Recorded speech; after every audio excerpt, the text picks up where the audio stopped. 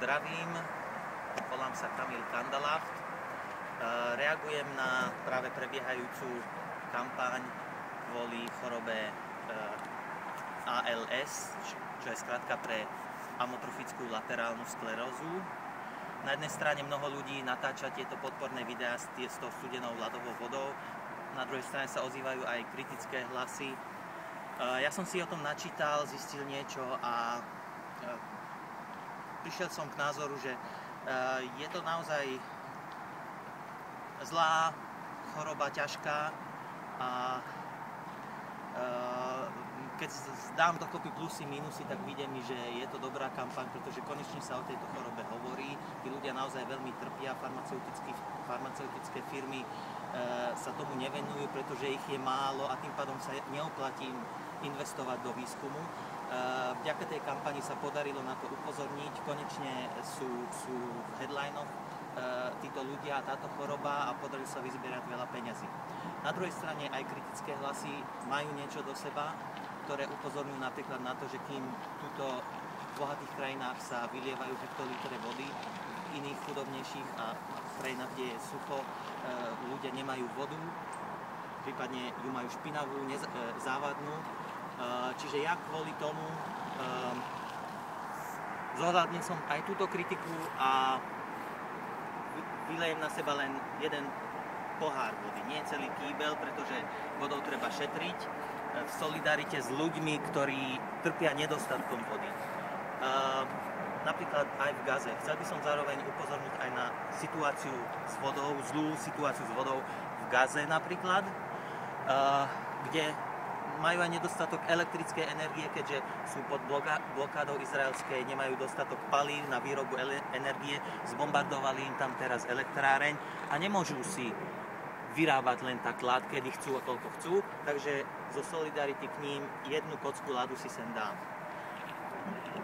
Nie, že len je nedostatok tej vody a elektriny a tá voda je ešte k tomu aj znečistená, takže kvôli tomu si túto vodu ešte aj znečistím. Toto si teraz vylejem na seba zo solidarity nielen k trpiacim chorobou ALS, ale zvlášť tým, ktorí sú v Gaze.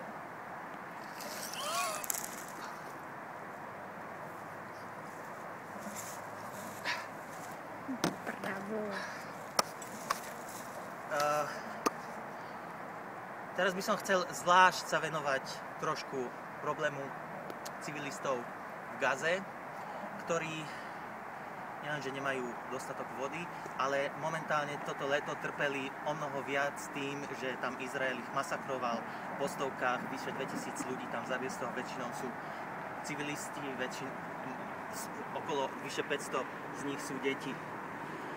Zo solidarity k ním teraz na seba vylejem a vlastne prijímam výzvu Ajmana Al-Alula z Gazy, ktorý na seba vylial namiesto vody vedro takýchto sutín, kamenia a zeme. Pretože to je to, čo deti a civilisti v Gaze cítia, keď na nich izraelské letectvo hádže tie megabomby na ich domy a im demoluje ich domy nad ich hlavami a potom sa oni tam buď zomrú, alebo prežijú so zraneniami. Takže si teraz do solidarity k ním vylejem tento kýbel na seba.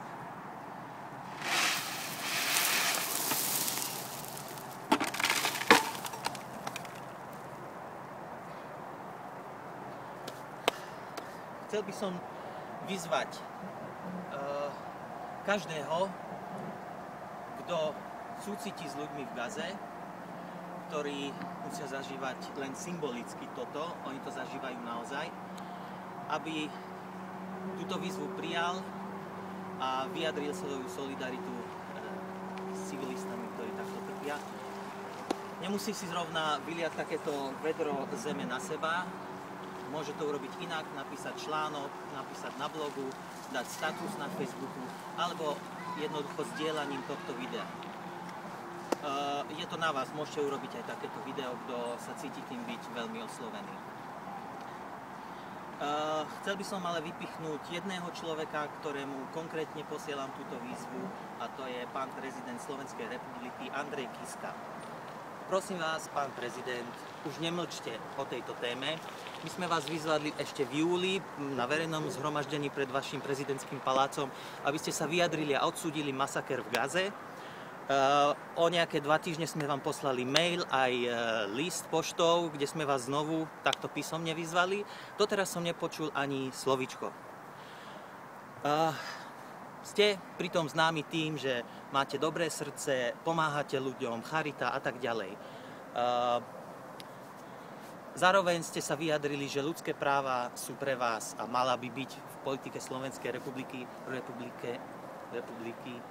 nadradené obchodným záujmom, tak ja vás vyzývam, dokážte, že naozaj sú pre vás ľudské práva nadradené obchodným a mocenským záujmom a vyjadrite sa už konečne k tomu, čo sa tam deje v Gaze. Ľudne tam pridajte aj slova solidarity s izraelskými civilistami, ale nech je jasné, masaker sa nedieje v Izraeli, masaker sa deje v Gaze. Tak prosím vás, nepočúvajte svojich poradcov, vykašlite sa na nich. Ja viem, že oni vás od toho budú odrádzať. Dokážte vy, ja som si istý, že vy viete, že to je správna vec, ktorú treba spraviť. Dokážte, že máte srdce na pravom mieste, nepočúvajte poradcov a urobte to, čo máte urobiť. Ďakujem.